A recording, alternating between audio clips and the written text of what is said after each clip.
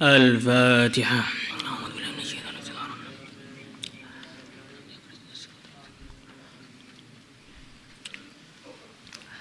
Al-Fatihah.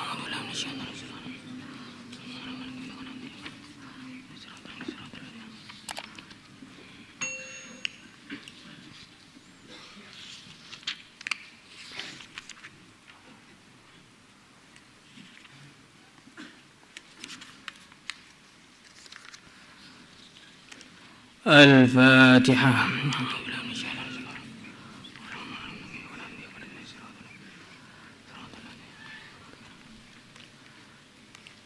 Abwaabus Shadaqah. Hadis 555.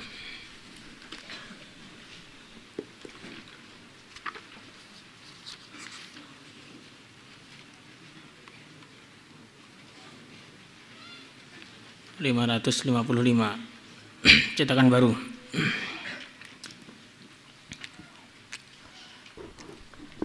Bismillahirrahmanirrahim.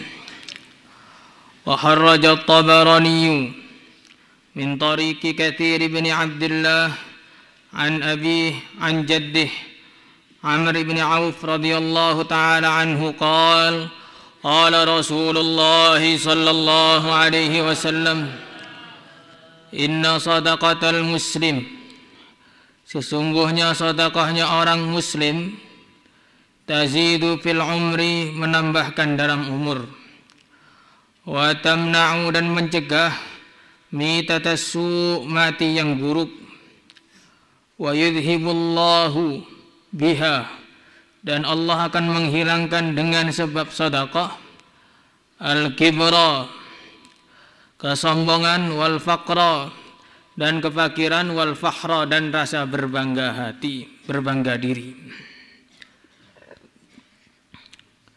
Jadi dari hadis ini ada beberapa keterangan penting yang perlu kita renungi. Yang pertama, inna shadaqatal muslim tazidu fil umr. Sedekahnya seorang muslim menambahi umurnya. Menambahi umurnya ini bisa dilihat dari dua segi. Segi yang pertama, memang umurnya betul-betul ditambah. Yang harusnya 20 tahun, gara-gara rajin sedekah jadi 40 tahun. Yang seharusnya 40 tahun, gara-gara rajin sedekah jadi 60 tahun. Makna yang kedua,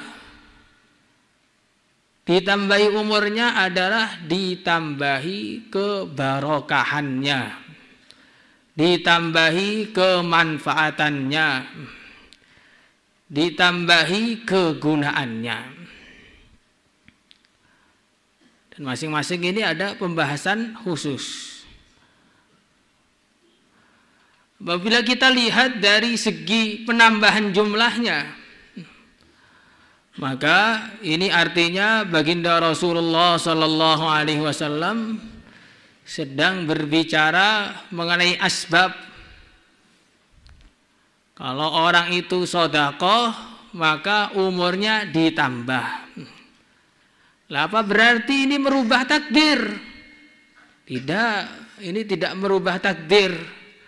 Karena para ulama membagi takdir itu menjadi dua, takdir mu'allaq dan takdir mubram. Takdir mu'allaq kurang lebihnya, ringkesnya, kalau orang berbuat begini, hasilnya akan begini. Kalau orang berbuat begini, hasilnya akan begini. Si fulan umurnya 20 tahun, karena dia sedekah, dia akhirnya umurnya ditambah jadi 40 tahun. Itu takdir mu'allaq. Dan apa yang berubah di takdir mu'allaq itu semuanya sudah ditulis di takdir yang mubram, yang tidak berubah-ubah. Fulan ditakdirkan akan ditambah umurnya, maka fulan ditakdirkan dia bersedekah. Seperti hadis la yaruddul qadha illa du'a. Keputusan qadha tidak bisa dirubah kecuali dengan doa. Artinya apa? Dalam takdir mubrom seseorang ditulis dia mendapatkan musibah, tapi musibahnya akan diangkat. Karena musibahnya akan diangkat, ditakdirkan berdoa biar musibahnya diangkat. Mahfuz sampai sini? Nah, ini makna yang pertama, yaitu penambahan jumlah itu seperti itu. Bicara tentang asbab. Kalau makna yang kedua, ya lebih mudah dipahami. Umurnya tidak bertambah. Tetap 40 tahun, ya 40 tahun saja. 50 tahun, ya 50 tahun. Tapi manfaatnya ditambah oleh Allah.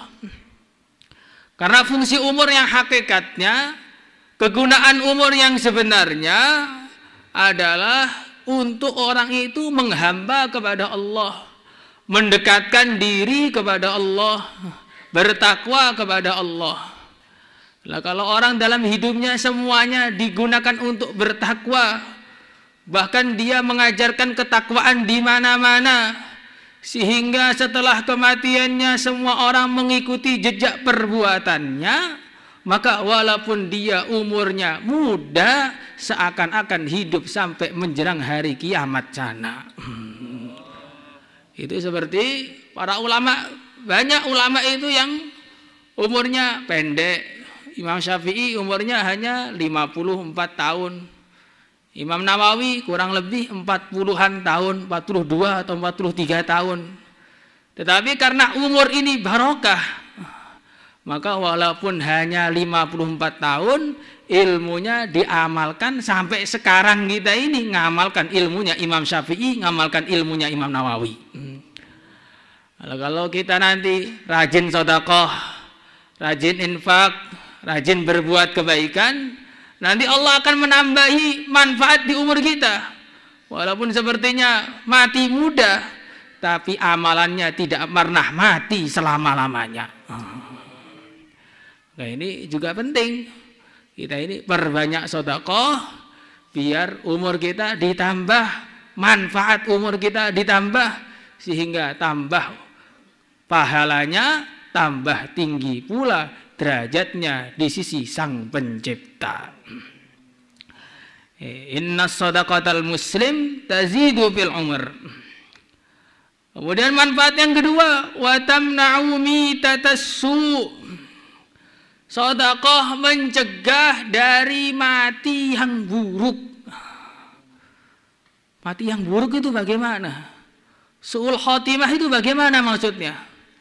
Su'ul khotimah ini ada dua maksud. Su'ul khotimah yang terparah, su'ul khotimah yang sudah orang kalau sampai naudzubillah mati dalam keadaan seperti itu, dia kekal di neraka, yaitu kalau orang mati dalam keadaan tidak beriman kepada Allah. Ini namanya su'ul khotimah. Kemudian para ulama ada su'ul khotimah yang lebih rendah lagi, tapi juga tetap jelek, yaitu mati dalam keadaan bermaksiat kepada Allah. Masih iman, tapi tengah-tengah minum khamr mati, tengah-tengah ngeluyur mati, tengah-tengah ngerokok keselak rokoknya mati. Berbagai macam keburukan-keburukan yang lainnya, ini juga mati su'ul khotimah. Nah, mati su'ul khotimah ini adalah sesuatu yang paling dikhawatirkan bagi orang iman, karena mati itu cuma sekali dan tidak bisa direplay lagi. Sekali mati seperti itu, ya akan dikenang oleh semua umat manusia sepanjang masa bahwa fulan mati dalam keadaan buruk, naudzubillah. Dan bukan hanya itu, dia akan dibangkitkan dalam keadaan buruk pula. Nah, apa tuh penyebabnya orang itu? Tengah-tengah amal agama kok sampai matinya su'ul khotimah, itu apa penyebabnya? Sayyidi Al-Walid rahimahullah beliau menjelaskan dulu, di antara sebab mati su'ul khotimah yang pertama, orang itu mempunyai dosa besar yang disembunyikan dan tidak pernah ditaubati.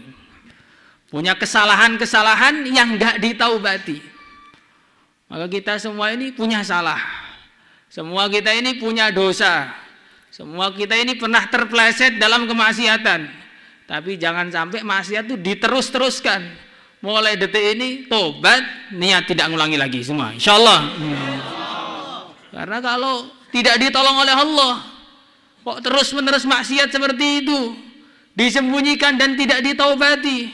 Ketika tidak ketahuan malah berbangga diri. Wah, bisa-bisa matinya buruk ini orang seperti ini. Naudzubillah, summa naudzubillah. Yang pertama. Yang kedua, penyebab orang itu mati su'ul khotimah, kata beliau, adalah makan harta riba.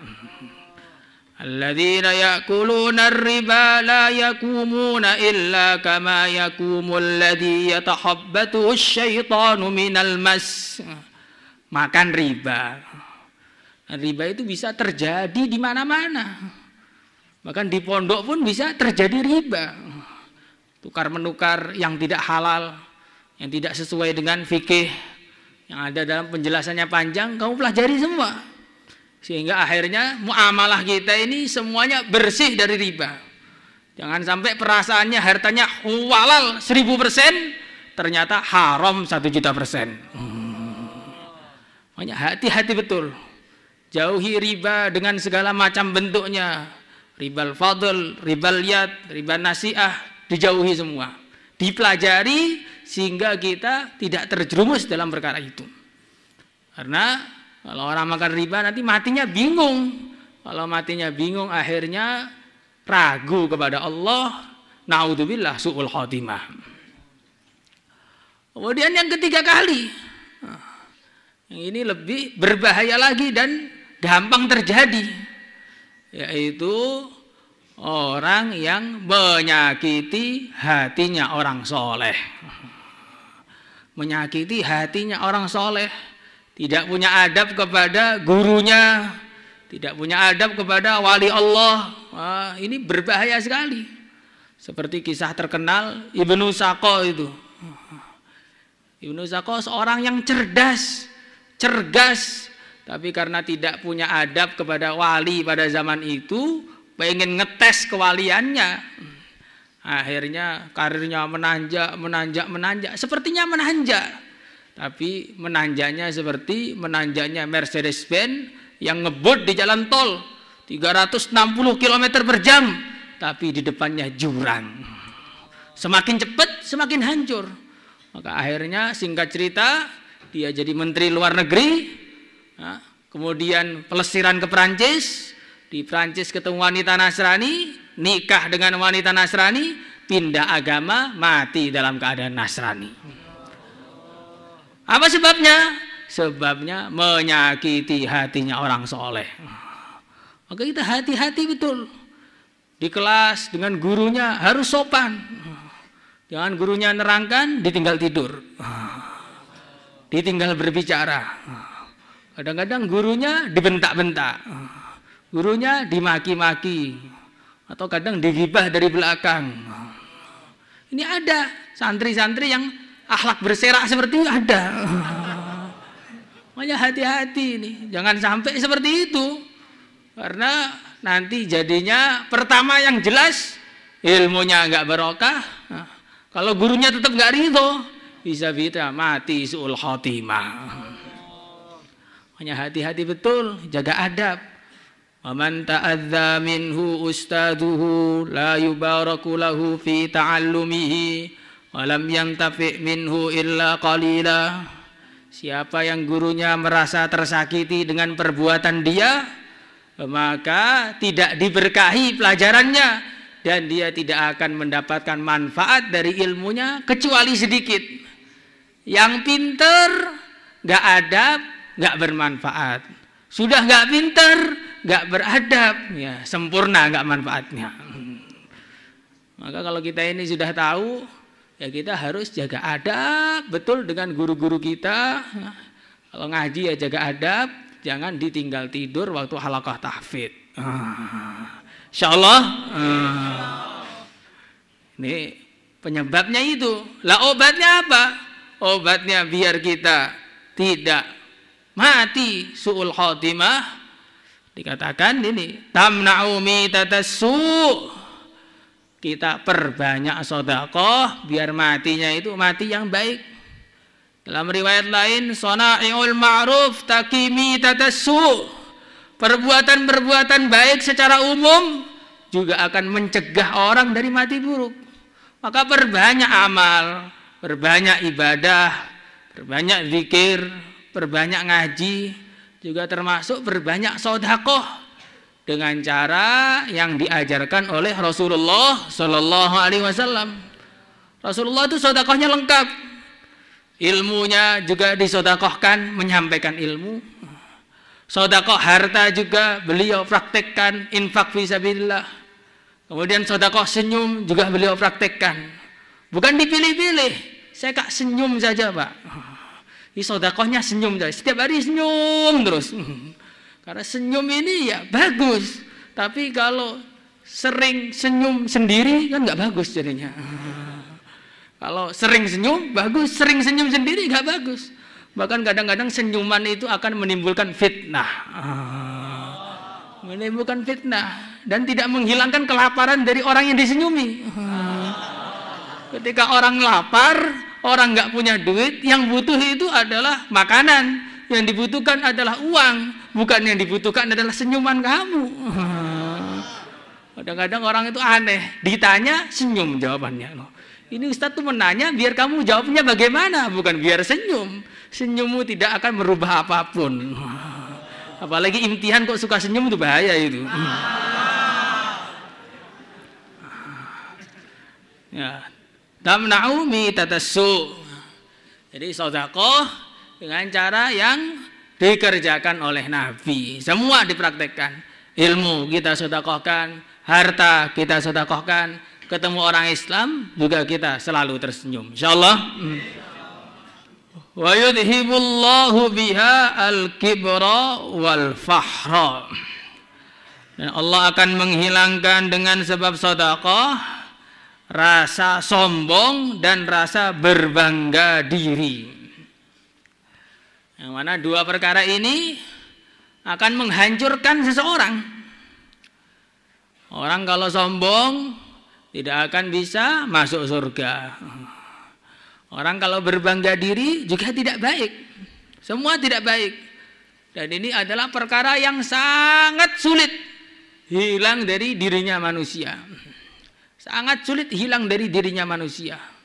Nah, sekarang ini baginda Nabi Shallallahu Alaihi Wasallam telah memberikan satu resep rahasia kepada kita, bagaimana caranya menghilangkan kesombongan, yaitu dengan perbanyak sedekah. Mungkin dalam hati sebagian orang bertanya-tanya, bukannya sedekah itu akan tampak, dia itu malah gagah, dia nggak punya, saya membantu dia kelaparan, saya memberikan makanan. Bukankah ini menambahi kesombongan? Ya, zahirnya seperti itu. Tapi kita harus lebih percaya dengan sabda Nabi, melebihi kita melihat dengan mata kepala sendiri. Wa kullu ma jaa bihi rasulu wa haqquhu taslimu wal qabulu. Jadi apa yang datang dari Nabi ya kita terima, nggak usah cocok nggak cocok ya harus cocok, setuju nggak setuju ya harus setuju. Nabi mengatakan sedekah menghilangkan kesombongan, ya harus kita yakini seperti itu dan kita praktekkan hari-hari biar kita ini hilang sifat sombongnya. Waman tawadhu'a lillah rafa'ahu Allah. Kalau sudah tidak sombong jadi tawadhu, ketika sudah tawadhu dimuliakan oleh Allah. Wa an Anas bin Malik radhiyallahu anhu qala Rasulullah sallallahu alaihi wasallam, sedekah, bersegeralah kalian dengan sedekah, wa innal balaa la yatahatta as-sadaqah, karena sesungguhnya musibah tidak akan melompati sedekah. Rawahul Baihaqi, tidak akan melangkahi sedekah. Artinya apa? Artinya kalau orang itu rajin bersedekah, musibah-musibah tidak akan mengenai dia. Sedekah tatba'ul bala, sedekah mencegah bala. Dan bala itu apa? Bala itu bukan hanya orang itu sakit, bala bukan hanya orang itu nggak punya duit, bala itu bukan hanya ketika musibah-musibah dunia saja, tidak. Bala yang terbesar adalah ketika orang itu dijauhkan dari perkara yang diridhoi oleh Allah. Hatinya dipenuhi perkara-perkara yang menjadikan hatinya tidak salim. Padahal orang yang diterima oleh Allah pada hari kiamat yang selamat hanya orang yang hatinya salim. Yauma la yanfa'u malu wala banun illa man atallaha biqalbin salim.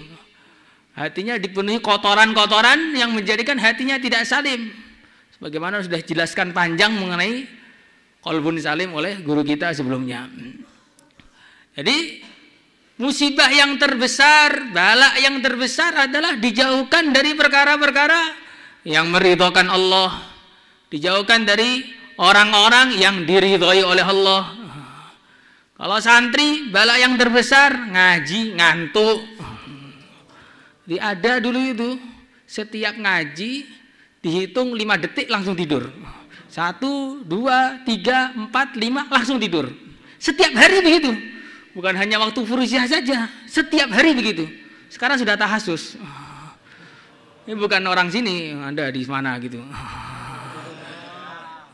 Jadi ada orang-orang itu yang melek malam kuat, ngobrol kuat, hirosah kuat, tapi ngaji ngantuk.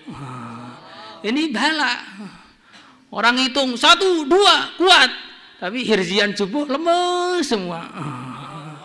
Ini juga musibah. Ngaji 8 tahun, ujung-ujungnya masuk tahasus umdah. Musibah juga begitu. Karena itu tanda-tanda dia itu nggak seneng ngaji. Nah, makanya biar kita ini bukan kitab umdah itu jelek, orang-orangnya itu kurang serius ngajinya. Jadi untuk kita itu tercegah dari macam-macam musibah, baik musibah urusan dunia maupun musibah urusan agama, maka kita perbanyak sedekah, tiap hari sedekah semampunya, insyaallah.